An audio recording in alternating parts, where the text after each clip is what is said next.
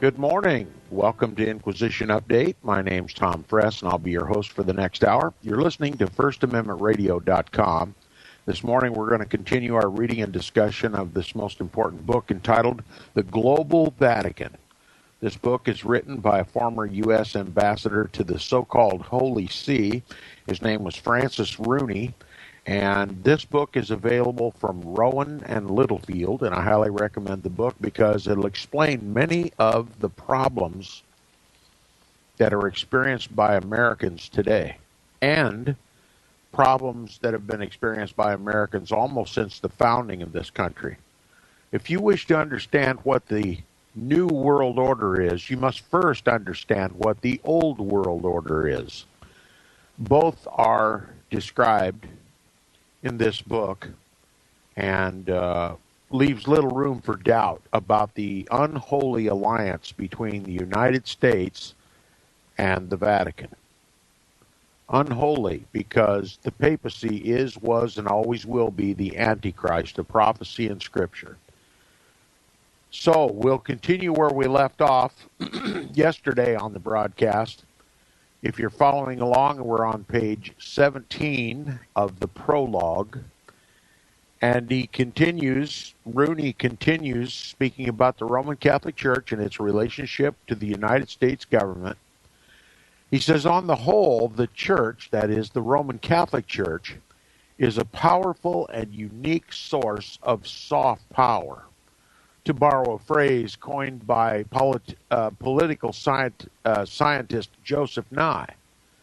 So soft power is a term coined by Joseph Nye, and it describes what Rooney calls the nature of the Roman Catholic Church, the applier of soft power, okay, people power, non-coercive, okay.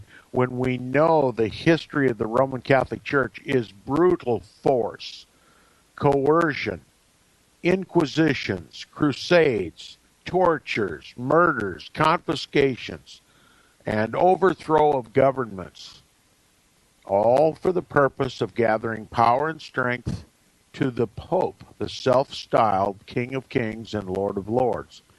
He says, on the whole, the Church is a powerful and unique source of soft power, to borrow a phrase coined by the political scientist Joseph Nye. Soft power is non-coercive. It moves people to do the right thing by appealing to the ideals and shared values rather than to fear and brute force. Soft power is sometimes dismissed by hardcore realists as a distraction. But who wants to think and act as if hard power is the only answer in a nuclear 21st century? Let me also add, the Roman Catholic Church has often described itself as the applier of soft power, but it never applies its soft power without relying upon the secular governments of the world to use coercion and hard power, if you will, to bring compliance, to bring about compliance to papal authority. So while the Roman Catholic Church boasts itself about being one who relies upon ideals and morals to achieve its goals, it cannot achieve those goals without the backup of the governments of the world, the hard power, the militaries. All right.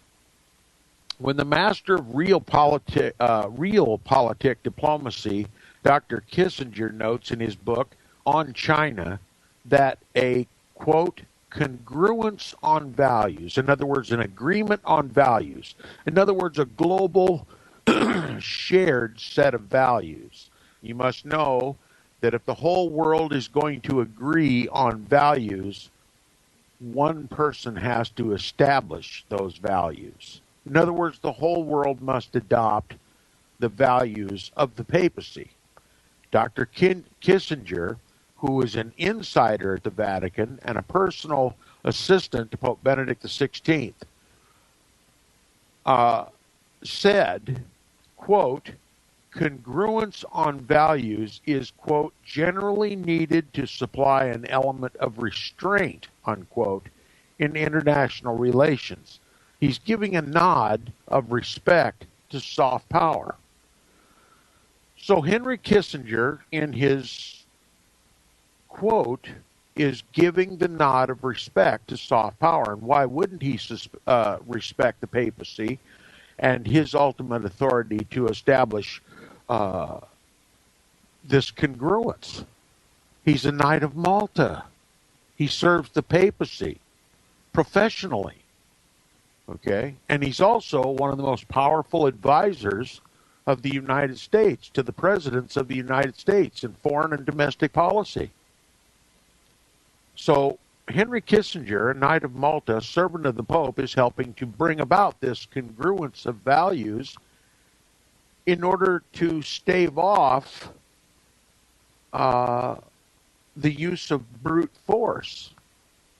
The carrot and the stick is the way I described it yesterday, and it applies. My friend Dr. David Abshire says, Rooney, former ambassador to NATO and special counselor to President Reagan, has spoken of a form of soft power that he and others call people power. This is a phenomenon that became quite interesting and visible during the Arab Spring of 2011, when hundreds of thousands of protesters were mobilized by the social media sites like Facebook.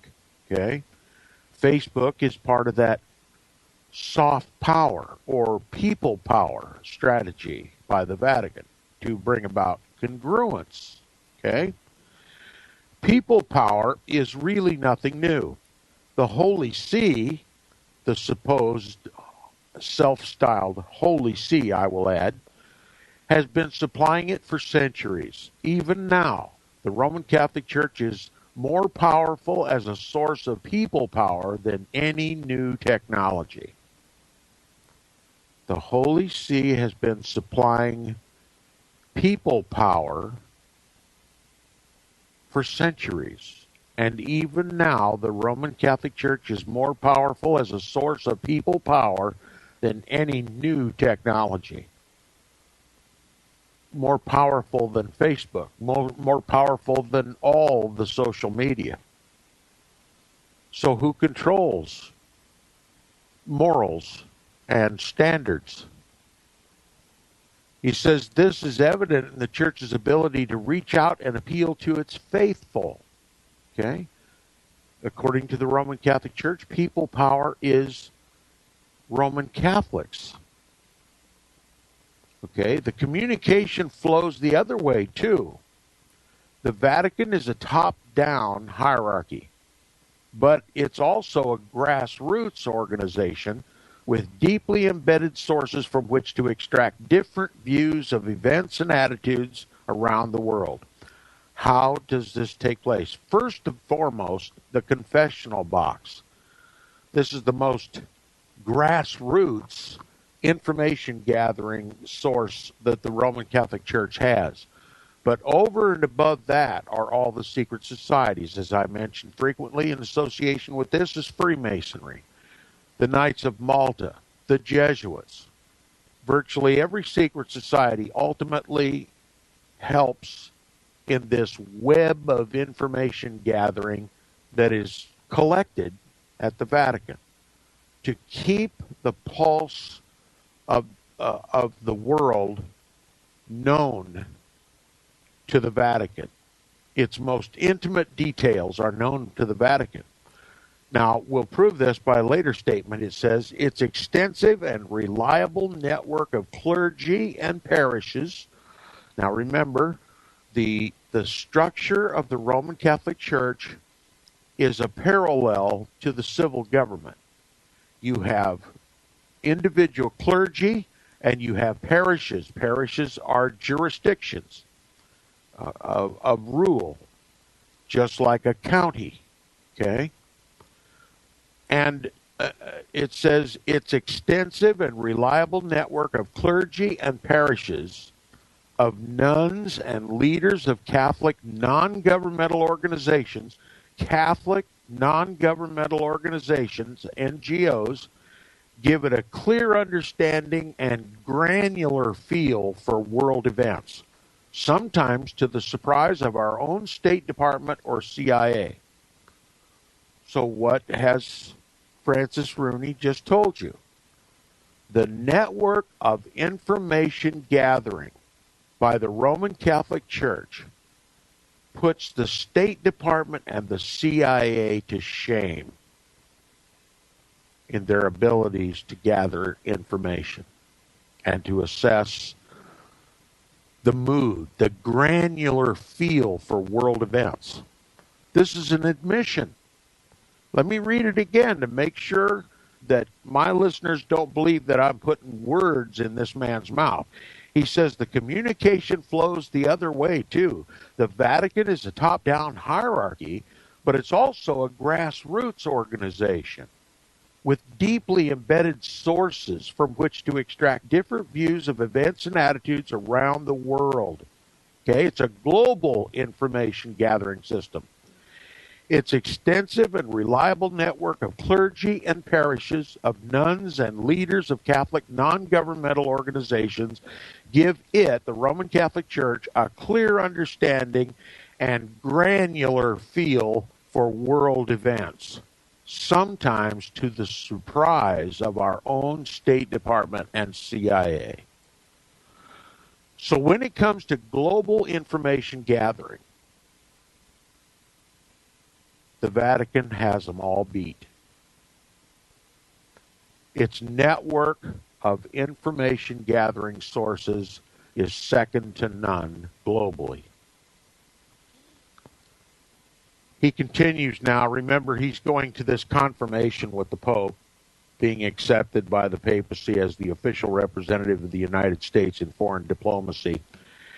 He says, as our convoy swung onto the Via della Conciliazione, the wide cobblestone avenue that runs from the banks of the Tiber to the gates of the Vatican, I saw the dome of St. Peter's gleaming in the distance before us. I realized, a bit nervous, not an inappropriate sensation under the circumstances. Later, an Italian diplomat would tell me that President Bush, that's President George W. Bush, had been visibly moved the first time he met Pope John Paul II. So I was in good company.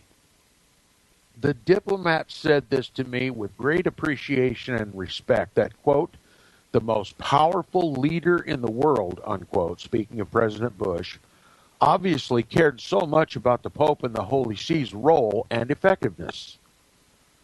You imagine the most powerful man in the world, so-called the President of the United States, being visibly moved over his first meeting with John Paul II. Don't you find that extraordinary? Why would a President of the United States be visibly moved upon meeting a Pope unless that President had a very high reverence for the papacy? Police had closed down the street for our motorcade to pass. Crowds of tourists watched from the sidewalks as we sped toward St. Peter's Square. Arriving at the piazza, the motorcycles peeled off and the convoy slowed to a stop. We entered Vatican City through the Arch of Bells. Once on Vatican territory, we crept through a labyrinth of narrow alleys, dipped into subterranean passages, rising into small courtyards, then wending our way through more narrow alleys.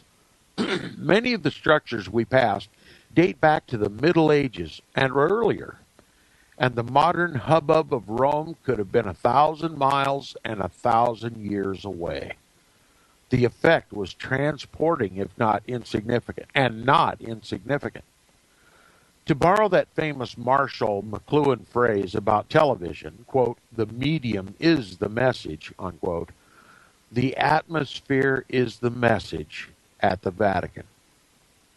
As I'd been warned by numerous Vatican observers, anyone wanting to understand the workings of the Holy See should begin with the fact that the Pope, the cardinals, and the Curia view time differently than most of us in the Western world. They act in the context of centuries, even millennia, not days and hours. Probably only the Chinese have similar perceptions of time. Kissinger's description of Chinese diplomacy, quote, the meticulous preparation, the complexity of argumentation, the capacity for long-range planning, and the subtle sense for the intangible, unquote, is equally applicable to the methods of the Holy See. What this means for diplomats working with the Holy See is first, that they must proceed with patience, no matter how eager they are to move the ball forward. People operating on a millennial timescale do not feel pressure to move quickly the way an American might, especially one who has spent most of his life in business. This explains why the Vatican tends to favor precedent and continuity over political expediency. Plenty of Vatican policies might seem questionable when viewed in light of contemporary Western values, which is to say popular opinion. The Church's ban on artificial birth control, for example, is ignored by 98% of American Catholics. However, the Church sets standards that do not shift according to popularity.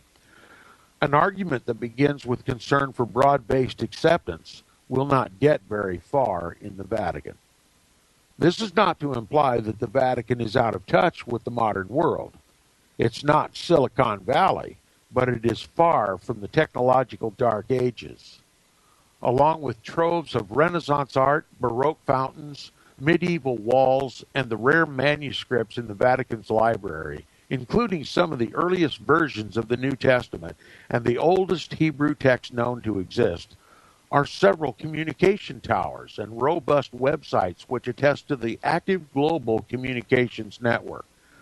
The Pope even has his own Twitter account, implemented under Pope Benedict XVI and now active under Pope Francis I.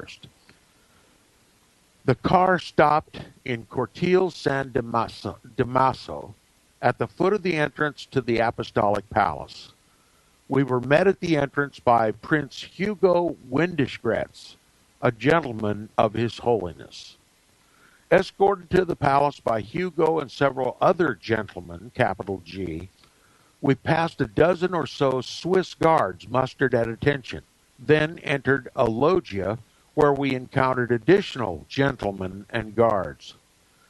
Among the people waiting to greet us was a warm and familiar face Archbishop, later made Cardinal, James Harvey, formerly of Milwaukee and serving as the prefect of the papal household, a position that made him a well-recognized face at the Vatican. After a quick elevator ride, our procession followed Archbishop Harvey through the grand halls of the palace toward the papal suite. For such a small territory, the Vatican contains an amazingly extensive labyrinth of halls, corridors, and rooms. We walked on floors of inlaid marble and under vaulted ceilings, passing wall-to-wall frescoes many centuries old. Advancing through the various rooms were more Swiss guards stood at solemn attention.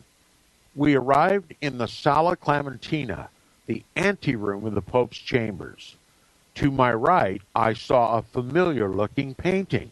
Quote, "That looks like an El Greco," unquote, I said quietly to Archbishop Harvey. Quote, "That is an El Greco," unquote, the Archbishop responded. Quote, "We've got lots of art like that around here," unquote. There were more halls and rooms, a red one, and then a yellow one where the Pope's white marble throne sits. unused since Pope John Paul the, or excuse me, rather, Pope John, excuse me, I'll get it out eventually.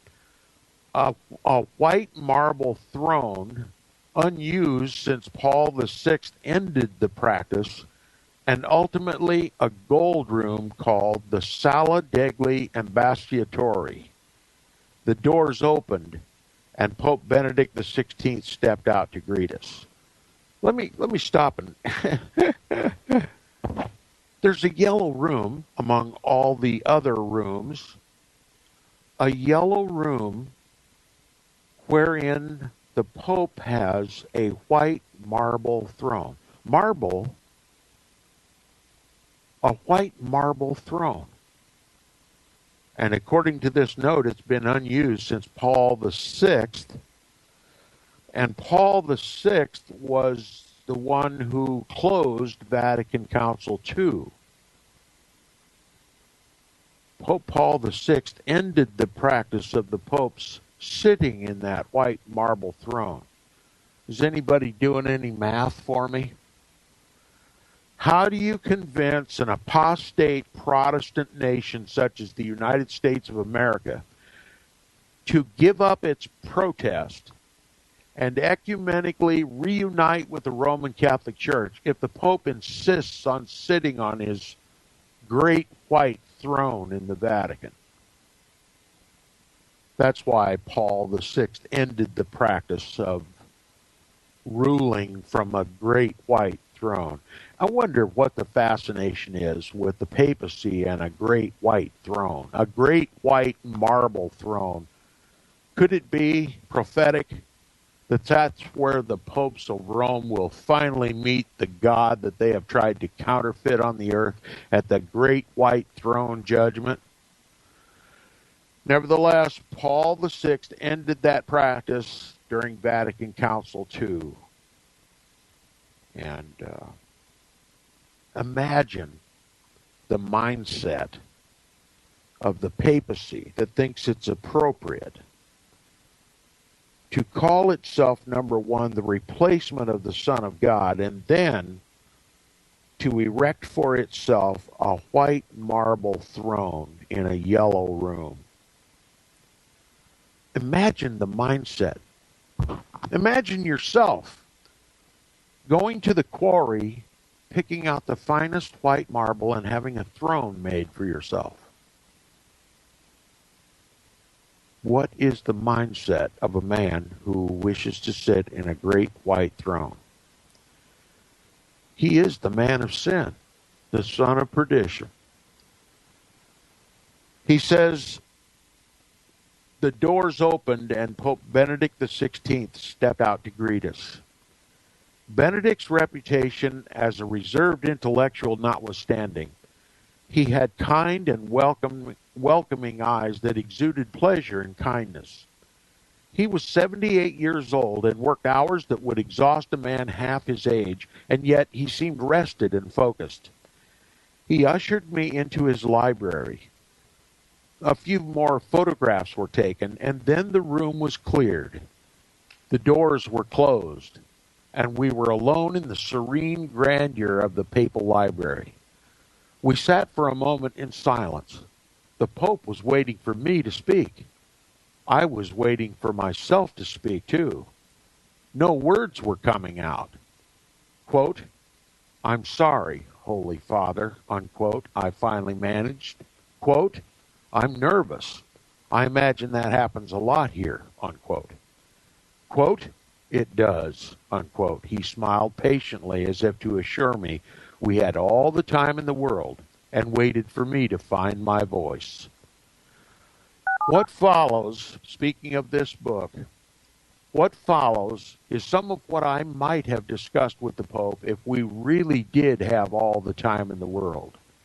It's the voice of an American Roman Catholic who remains grateful for the opportunity he had to represent the United States and President George W. Bush before such an important institution as the Holy See. We'll conclude the prologue in this book, The Global Vatican, when we continue after the break, and then we'll get into chapter 1. We'll be back right after these messages from First Amendment Radio. Stay tuned. Welcome back from the break. You're listening to the second half hour of Inquisition Update. If you wish to contact me, please do so via email. My email address is tom@seawaves.us. That's tom@seawaves.us. The waves of the sea. Okay. We're going to conclude now the prologue and get on to section 1 of the book. He says, what follows is some of what I might have discussed with the Pope if we really did have all the time in the world. It's the voice of an American Catholic who remains grateful for the opportunity he had to represent the United States and President George W. Bush before such an important institution as the Holy See. It's also a consideration from one observer's perspective of a pope who seemed an enigma to many people throughout his papacy, right down to his startling resignation in February of 2013. The view I offer here will contrast somewhat with the narrative that began taking shape immediately after Benedict announced his resignation, when various pundits cast him as ineffectual and unassertive, a man generally out of his element in the papacy. I don't dispute that certain administrative lapses occurred in the Vatican during Benedict's reign, nor can anyone dismiss the toll the pedophilia scandals have taken on the Church. Yes, we're only concerned about the toll that the global priest pedophile pandemic has had on the Church, never mind the victims.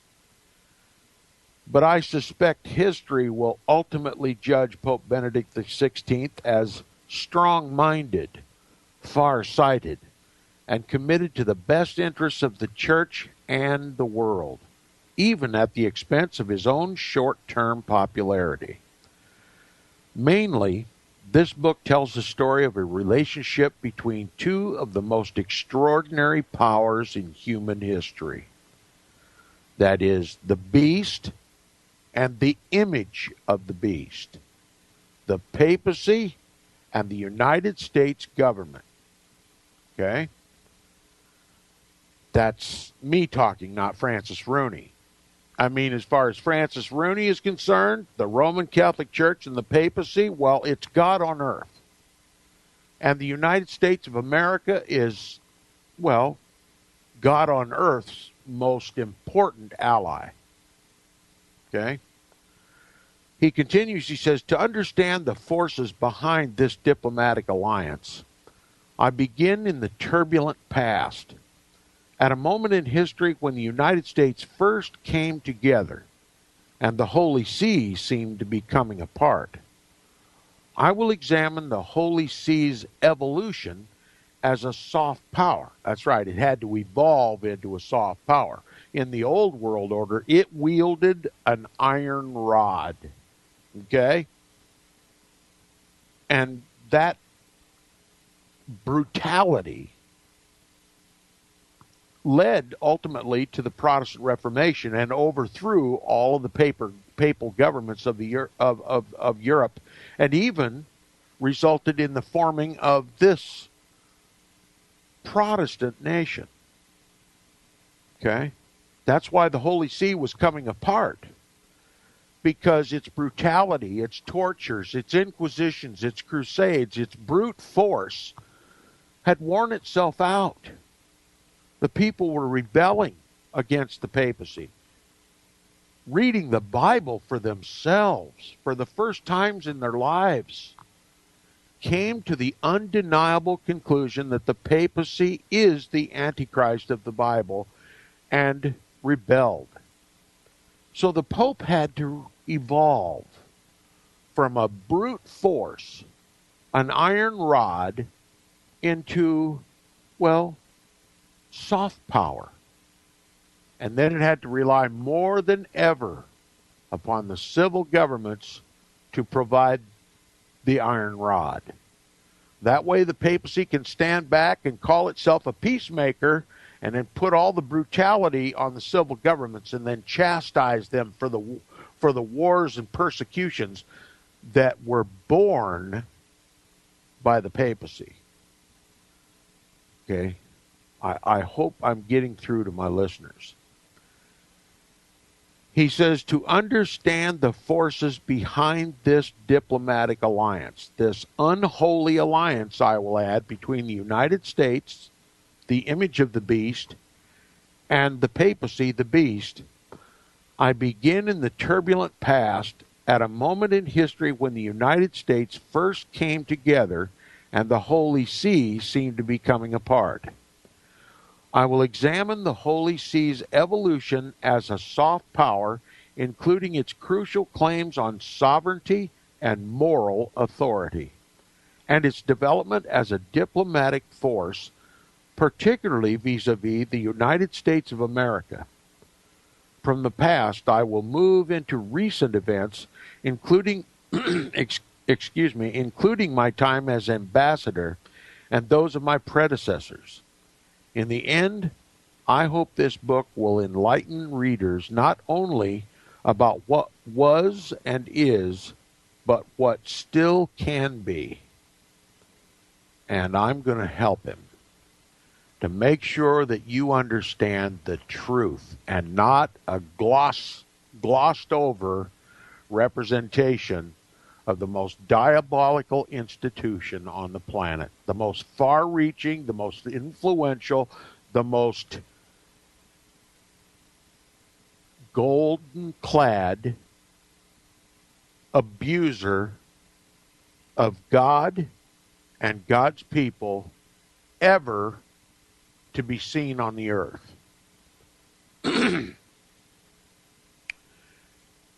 Now, the first section of this book is entitled Faith and Revolution. Faith and Revolution. And the first chapter of this book is entitled The Greatest of Evils to be Feared. The Greatest of Evils to be Feared. It begins with a quote from Michael Novak. He says, by reputation, the United States is a Protestant country, and Catholics were asserted to be unsuited for it. Yet virtually every Catholic writer or thinker who visited America since 1607 has been excited by the country's extraordinary consonance with Catholic faith. Unquote. Interesting quote. First, he acknowledges the United States was Protestant, and then acknowledged that Catholicism existed and America embraces it.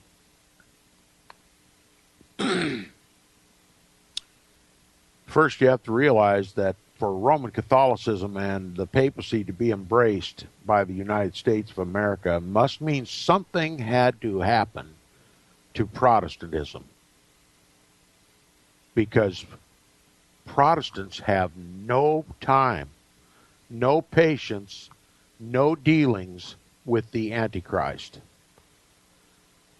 He says the first question any author writing about the Vatican asks is, where to start? The Catholic Church has been around more than 2,000 very eventful years. To put the longevity of the Church in perspective, consider that the United States of America is currently on its 44th president. The Church is on its 265th Pope. This is a sweep of time so vast and rich that no single volume could do it justice. This volume obviously intends no such thing. We're interested here in the church primarily as a diplomatic entity, particularly in relation to the United States. The 1800 years of Catholicism that preceded the birth of the United States will not be ignored, for no aspect of the church can be isolated from its long history. Let me read that again. No aspect of the Roman Catholic Church can be isolated from its long history. Let me just expound on that a little bit. No one can understand the Roman Catholic Church or identify it for what it is according to the Scripture unless he understands and has a working knowledge of the history of the Roman Catholic Church. And that is what we have endeavored to provide here on Inquisition Update for the last nearly a decade now. And I think for those who are regular listeners to Inquisition Update, you now have a very, very good concept of what the history of that church has been. And you have, more than anyone else, a more accurate view of current events and a better understanding of what we can expect in the future. And I think even more so than this former ambassador to the Holy See, Francis Rooney. It takes years to thoroughly research and understand the history of the Roman Catholic Church. Not everybody has years to dedicate. I have taken 10 years, no, closer to 15 or more years now, since I haven't kept a log, but it seems like an eternity.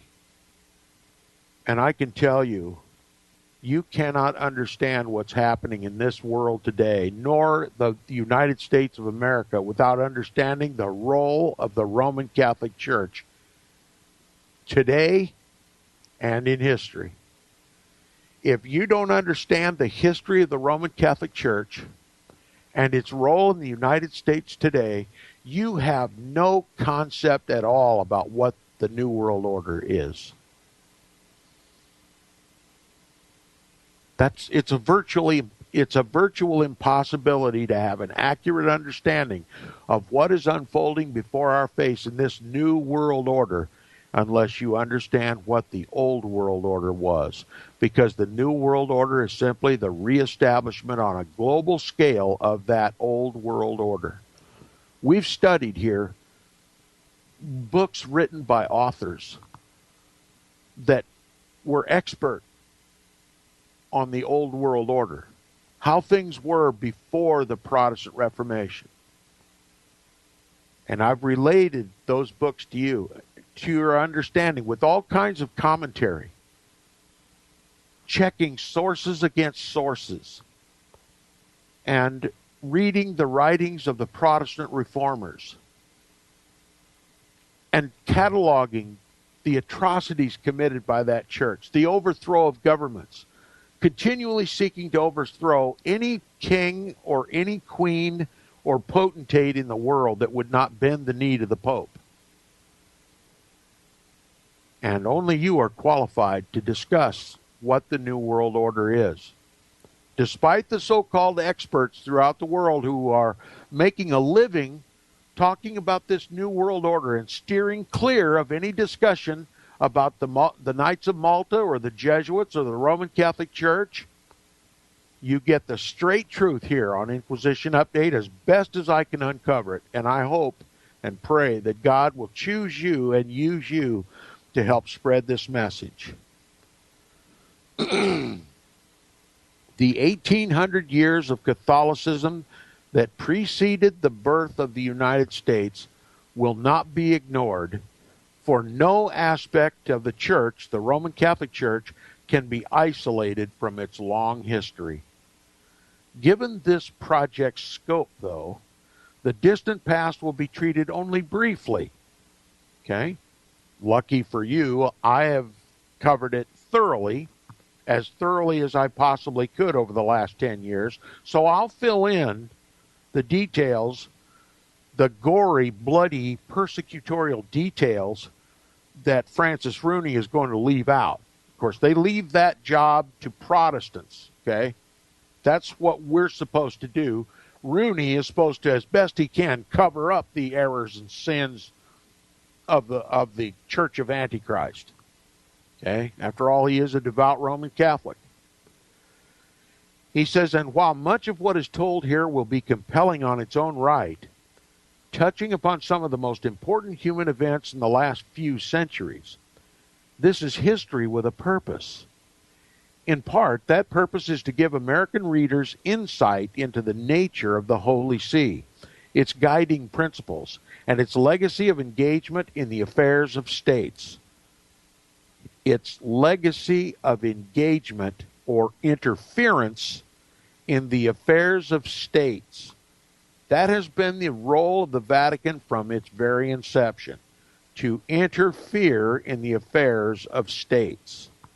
Okay? The self-proclaimed King of Kings has a divine prerogative to interfere in the affairs of states.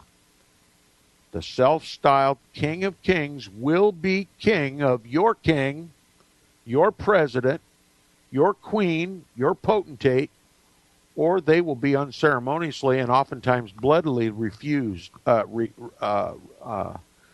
evicted from their thrones. Meddling in the affairs of states is the Roman Catholic Church. It is the papacy. He says, one primary purpose is to answer a question that I have been asked many times since serving as ambassador. Why, given the obvious congruence of our values, did it take until 1984 for the United States and Holy See to recognize each other formally? In the answer lies an understanding of this most singular relationship. There's no better place to begin this inquiry than on the campus of my alma mater, Georgetown University. That is, Jesuit Georgetown University. Just inside the main gates of Georgetown, rising from the circular lawn in front of Healy Hall, is a statue I've walked by hundreds, maybe thousands of times since first stepping onto campus more than 40 years ago. I'm sure that many mornings in my graduate years I raced by the bronze figure on my way to class with barely a glance. These days it never fails to grab my attention. What so grabs Rooney's attention now when he passes that bronze statue? He says the subject of the statue, as every good Hoya knows, is John Carroll, the first Catholic bishop in the United States and Georgetown's founder. Most Americans have forgotten the name John Carroll. Also largely forgotten are the once celebrated names of his brother, Daniel, a framer of the U.S. Constitution, and his cousin, Charles, a signer of the Declaration of Independence. You won't find much in history textbooks about this once prominent American Catholic family. In fact, you won't find much about Catholics at all in histories of early America. Today's histories include a wider variety of people: Native Americans, African Americans, Dutch, Jews, than just pilgrims and Puritans, but still not much about Catholics, and even less about the Carrolls. This is unfortunate. The Carrolls were not only important founding fathers of the United States, they were also, and this applies to John Carroll especially, critical early links between the new nation and the Catholic Church in Rome. Okay?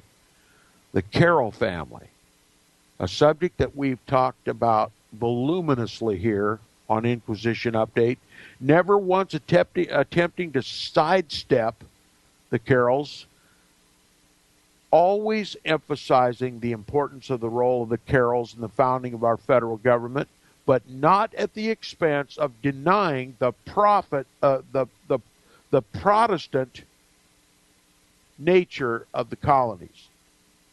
Never once forgetting that the United States of America was originally founded by Protestants who were fleeing Roman persecution, Roman Catholic persecution, papal persecution, inquisitions and crusades, and interdicts, and all kinds of punishments and censures against those who would never bend the knee to the Pope. They fled here, risking their lives in rickety ships to get away from papal influence. This nation is Protestant, and though through consequences it was forced eventually to give equal status to Roman Catholics, and that has been its downfall, the United States must return to its Protestant roots. I don't deny the role that the Carols played in the founding of our federal government, in the writing of our Constitution and the Bill of Rights. But their intent was to bide their time, grow in strength and power continually, and then eventually make this a papal state. Make the United States of America wholly subservient to the papacy. That day has arrived. But that's not the end of the story. God still sits on his throne, and righteousness will ultimately prevail. Now, I don't know what the fate of the United States is in the immediate future. I know what its ultimate fate is. The Bible in the book of Daniel makes it perfectly clear. The image with the head of bronze, silver, or rather gold, silver, bronze, and iron is a timeline. And Nicholas even called it the times of the Gentiles. We are in the time of the feet and the toes. The world is being divided and then reunited under the headship of the papacy. But the image that was described in the book of Daniel is destroyed and ground to powder by that stone that was cut out of the mountains without hands. Okay, that stone is Christ. He says the kingdoms of this world have now become the kingdom of our Lord. All the governments of men are ultimately going to be destroyed. No government in the history of the world from Babylon to the current has ever brought in Christ's righteousness. It's all got to be replaced. It's all got to be destroyed. And then the King of Kings and the Lord of Lords will bring in heavenly righteousness to all the saints and punishment to all of those who have usurped his authority and brutalized his people. So the United States, in its current attitude of service to this papal tyrant, has sown for itself God's judgment. And so I no longer hold out hope for America as a nation, because the Bible doesn't provide for that. There's no hope in the Bible for America as a nation. My hope is in another nation. It's called the kingdom of heaven, wherein dwelleth righteousness. Christ is the King of the kings and the Lord of the lords in that kingdom, and we are all his servants. That's the nation to which I am now loyal and patriotic. But in the meantime, until Christ comes visibly, physically to establish his kingdom and destroy all the kingdoms of men, I hold out hope that the Protestant Reformation can stave off this papal tyranny that has insidiously engulfed us all. I choose not to focus on the Carroll family, because that is an excuse for Roman Catholics to claim ownership for the federal government. It is to exclude the Protestant influence. It is to exclude Protestantism altogether. There lies still the hope, the fleeting hope, I might add, that God will speak to his people and we can have a second Protestant Reformation and overthrow this papal tyranny. Now, if that's not possible, I'm still going to pray for it. I'm still going to work for it. I'm still going to educate people as much as I possibly can. But if we cannot muster up another Protestant Reformation, I at least want you to know why and who is about to martyr you. And they're going to do it in the name of God, thinking that they are doing God's service. History is about to repeat itself, either a Protestant Reformation or a global Inquisition. Now you know why this program is called Inquisition Update. We've run out of time for today. We'll continue with Chapter 1 in the book The Global Vatican by former U.S. Ambassador to the Holy See, Francis Rooney. A real eye-opener. I'll see you tomorrow.